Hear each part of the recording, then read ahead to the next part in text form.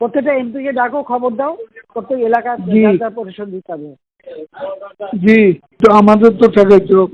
হ্যাঁ, না আমরা মাঠে না থাকলে পুলিশও প্রভাব পাবে না, তাহলে অন্য কিছু করে লাভ নেই। প্রভাব পাবি আর আমরা পড়াবো। তাদের একটাই কাজ, সব জায়গায় বসে থাকবে আর খালি আগুন দেবে। কিছু আগুনের ব্যবস্থা আমাদের রাখা দরকার।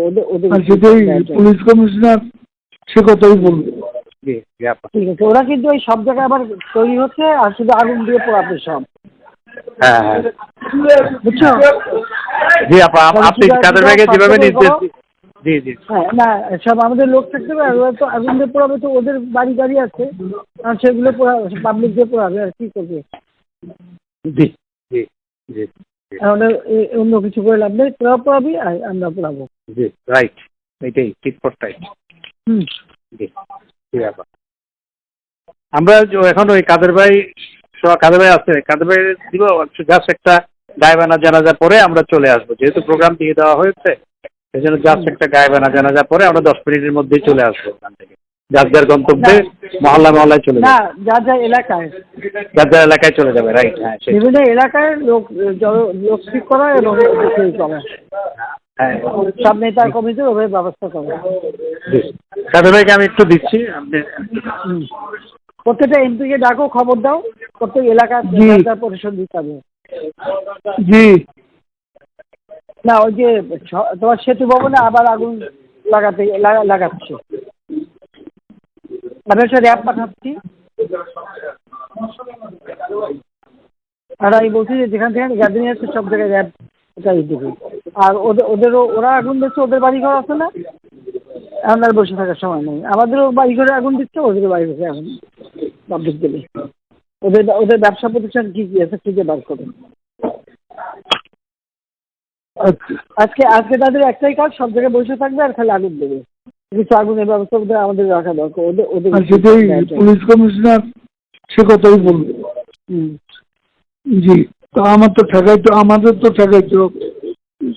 হ্যাঁ, না আমরা মাঠে না থাকলে পুলিশও প্রভাব পাবে না। আর এমনি র্যাব বলে দিচ্ছে হেলিকপ্টার দিয়ে ওখানে ই করবে। বিজিবি বলছে যেতে, বিজিবি একবার আগুন দিচ্ছে, পোড়াইছে, আবার আগুন দিচ্ছে।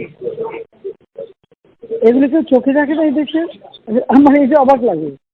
না ওই তো পদ্মা সেতু করছে তো,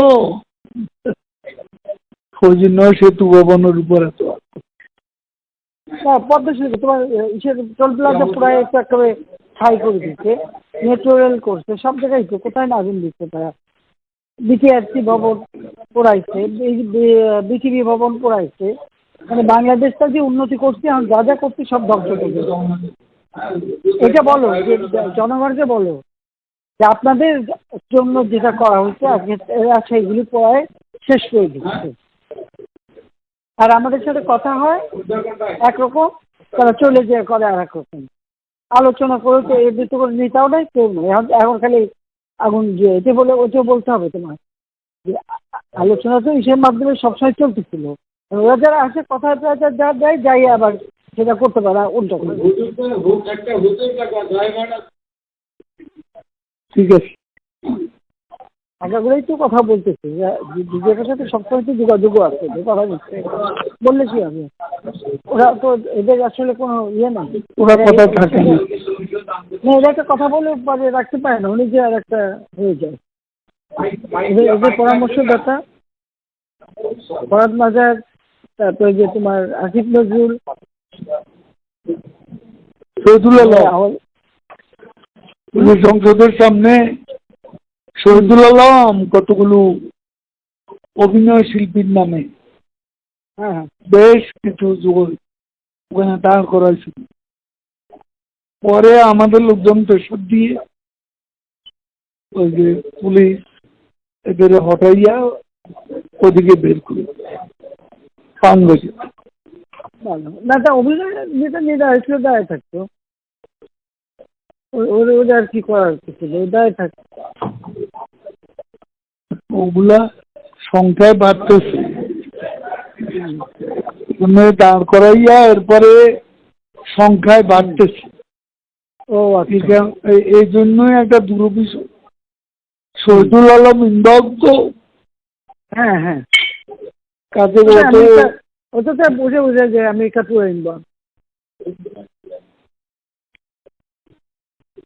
আমরা তাহলে 23-এ যাই, একটু গায়েবানা জানাজাটা পড়ে। করো। জি জি, আসসালামু আলাইকুম।